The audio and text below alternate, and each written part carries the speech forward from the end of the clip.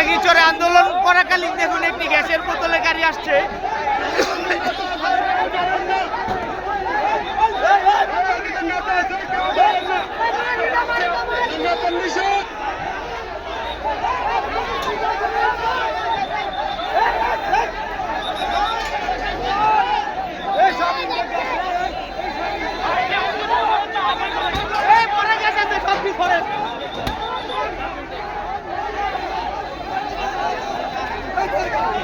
বন্ধুরা এই যে দেখুন, এই যে গ্যাসের সংকট থাকলে এইভাবে গ্যাস কিভাবে নেয় তারা। এই যে দেখুন গ্যাস, এই যে লোড করা গ্যাস, সাধারণ জনগণ